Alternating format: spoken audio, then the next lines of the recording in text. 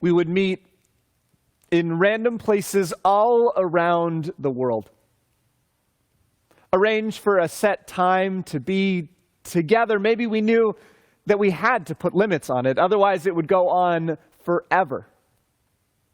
And often the visits did last until late in the night. After the city was asleep, we were still sitting around a table, sustained on some carbohydrate. Body drooping, but mind alert, fully immersed in the little world that we created.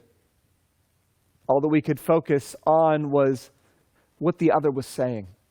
The indignity or the genius of it, the motion forward of progress brought on by a rapid layout of words passed between us. There was a vocation in our conversations, as if what we were meant to do was pass the time with this work of our hearts and minds. That was how we connected, how we knew each other. We weren't ourselves unless we were arguing, discussing some issue, taking sides and hashing out the particulars over the last dregs of dinner laid out on our plates, the waiter coming by to fill our waters yet again, and our table, our little court of law, with anything on trial. A cross-examination of existence, a paired existentialist exercise. I think we both really looked forward to those moments. We used to quote when we would sit down together the classic Monty Python sketch where Michael Palin states, "I've come here for an argument." And John Cleese replies, "No, you haven't." When we did part, either because we each had somewhere to go, an appointment, or because it was so late that neither of us could keep our eyes open, we would take the conversation and place it on hold. Let it roll around in our minds until we had something new to share the next time we engaged with one another. Every once in a while, a new piece of evidence was entered into our makeshift little portable tabernacle of a courtroom. A movie that spoke to the discussion, or a book that seemed definitive. I remember at one point bringing in Immanuel Kant, trudging through the early pages of his magnum opus in search of the conclusions of a greater mind. Neither of us said anything about it, but we never picked it up again after that first day. And then our meetings became less frequent. We lived in different places, had different demands, and life got in the way. The conversations grew vaguer until they devolved into small talk. The emails that used to be long essays on truth written in off time and without polish, rather playful, got shorter and shorter. And our phone conversations were mostly guessing at what other people might want to talk about. You know, the stuff, the things, what we did and not what we thought or felt. By the time we would see each other again, there was no there anymore. We were acquaintances, devoid of our higher purpose and avenue for getting there. We talked about the normal stuff, without the arguments, without vibrant conversation. I've thought a lot about what caused this relationship to devolve. What happened in the intervening months and years as it declined from intimate and profound to tolerant and mundane. To be sure, there are a number of things that were completely out of either of our control. The drift of history is greater than any one person, and the tide rises and falls of its own accord, having no intent toward the people it lowers or raises. But there were things that we could have done differently. Ways that we could have reinvested in the relationship that would have allowed it to bloom into a new phase. Not the same, but similarly loving and honest. We lost each other when we lost the ability to argue, to discuss. Because when you have real conversation with someone, really delve into what's important, when you help the other person clarify their understanding and let them help you turn what's in your mind and see it from a new perspective, then you really connect. And so I went looking for models of how to do this. What makes up a real argument or discussion?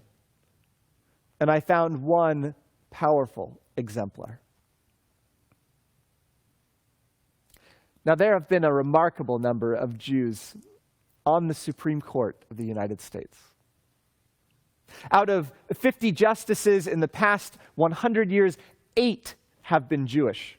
Given that we make up just over 2% of the population in the United States, that's more than significant. That's a point of pride for our humble community.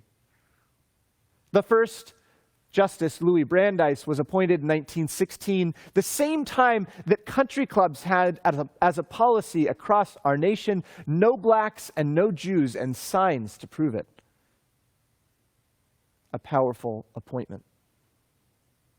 Over the next 65 years, many others, Jewish and not, arose to the highest court in the country, presided over our legal system in the most profoundly influential and challenging cases to come through it. And while Jews, who made up at most 3% of the population of the U.S. at that time, were well represented, not a single woman sat in those seats despite making up 50% of the population.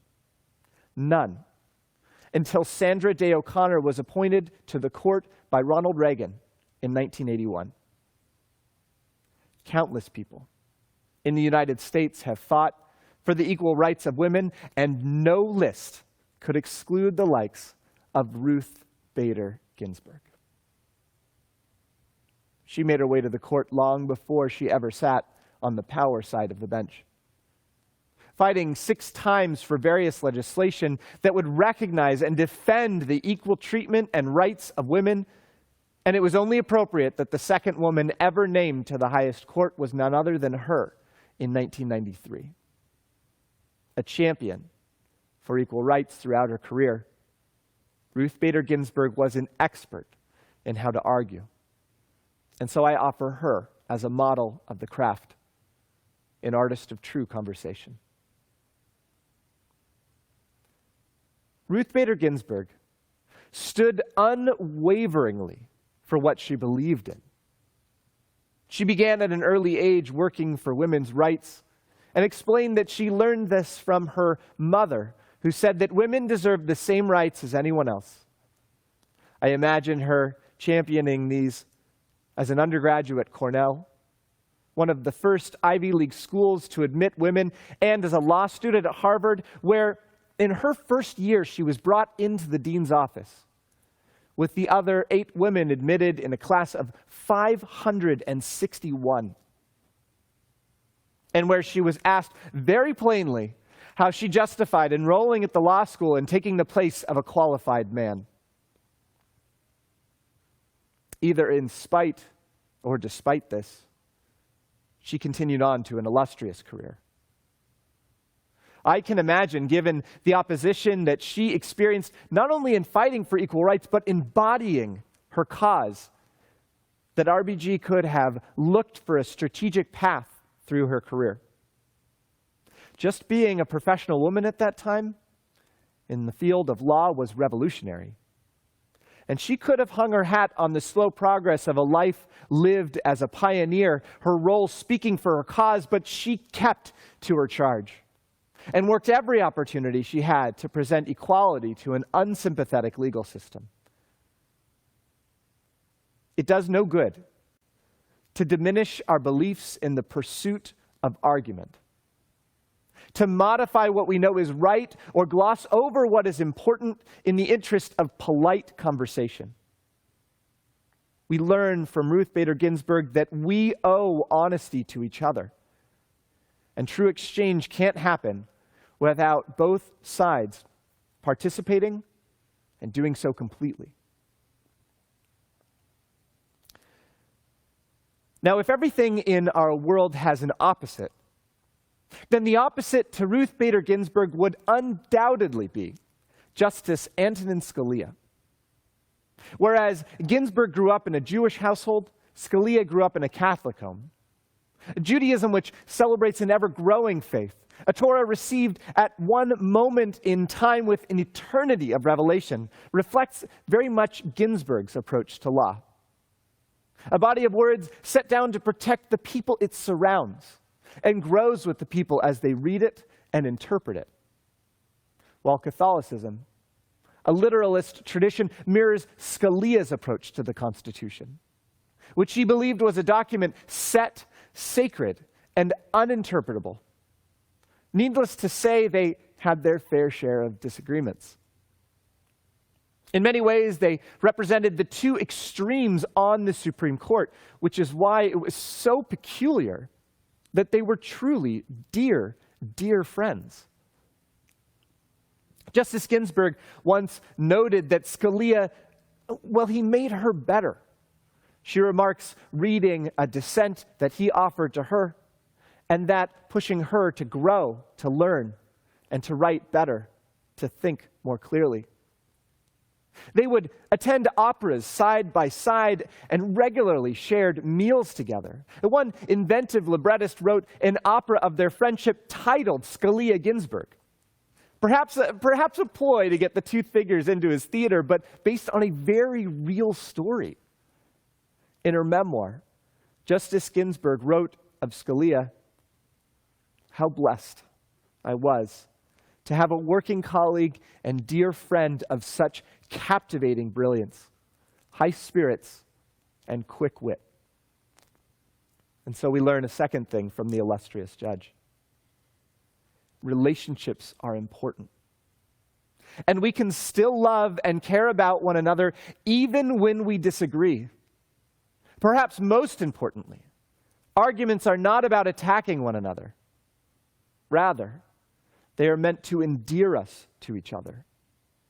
Even the people we disagree with. More so than agreement, engagement is the activity of a friendship. Perhaps more than any other thing, Ruth Bader Ginsburg has been known for her dissent. And she's in good company. The rabbis of the Talmud were also frequent dissenters. Not only did they often disagree with the ruling priests of the time, they disagreed among themselves. And scholars have been puzzled for generations to find dissenting opinions recorded in the Talmud.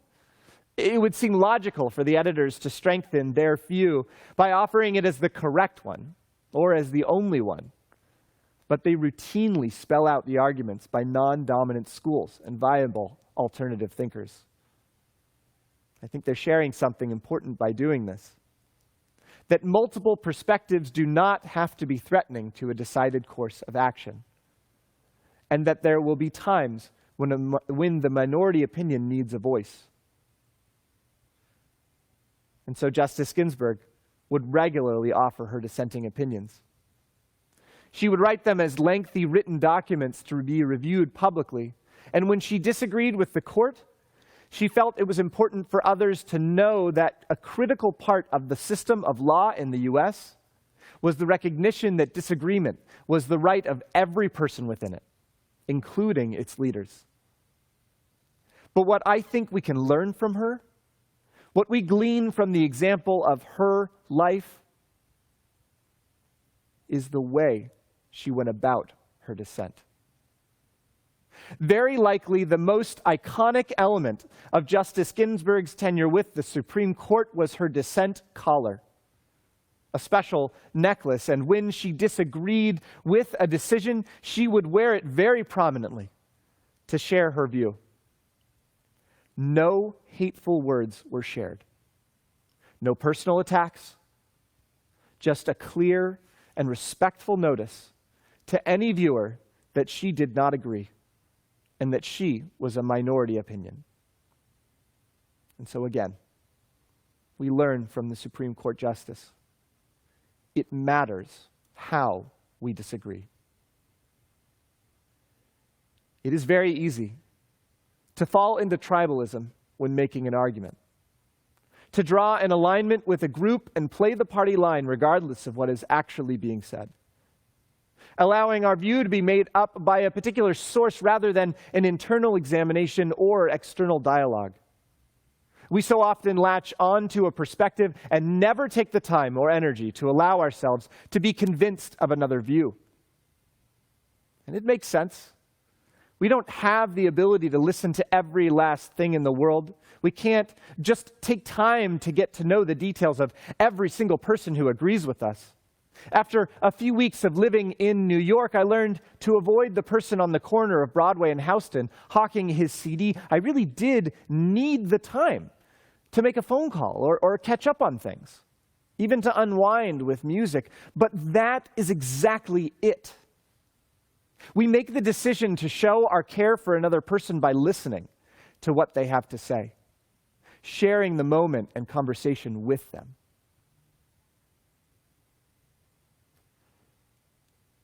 I always picture Rabbi Hillel as a tall person, slender and calm, walking with a slow grace that allowed for wonder and thoughtful action.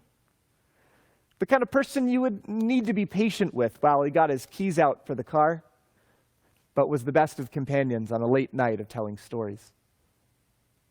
Rabbi Shammai, on the other hand, I imagine as a firebrand, a teacher of passion, sharp with his tongue and impatient because there is so much work to be done. The kind of person who would tell you about a protest and then give a fiery and moving speech on the steps. The two great figures lived both at the time of and in the pages of that central rabbinic text, the Talmud.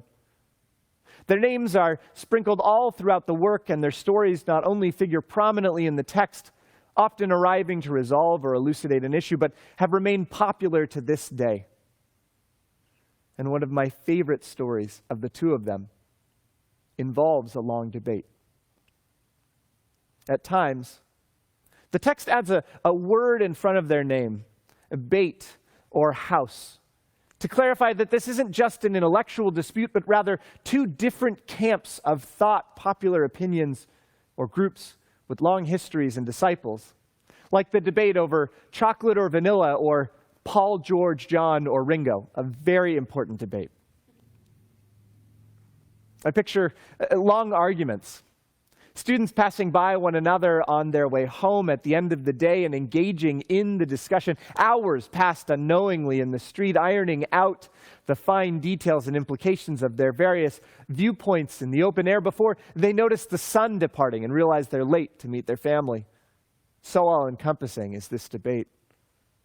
And it continues on for 3 years, unresolved and still strong in the hearts of the various camps of Rabbi Hillel and Rabbi Shammai.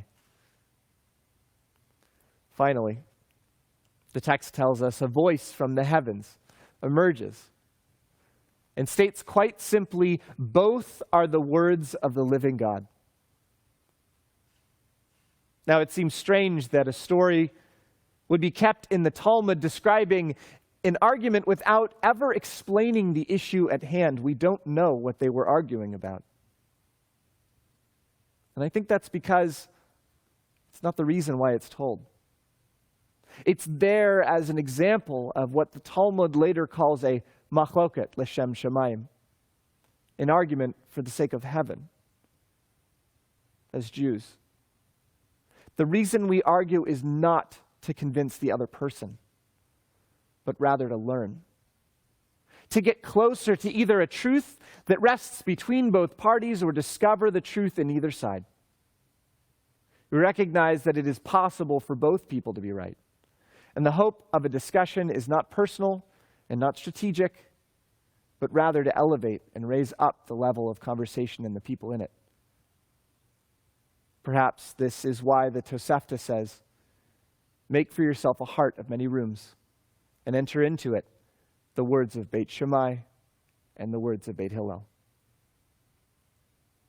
We have reached a place in so many of our conversations, personally and nationally, where we are not going to convince each other. We have been pushed too far apart.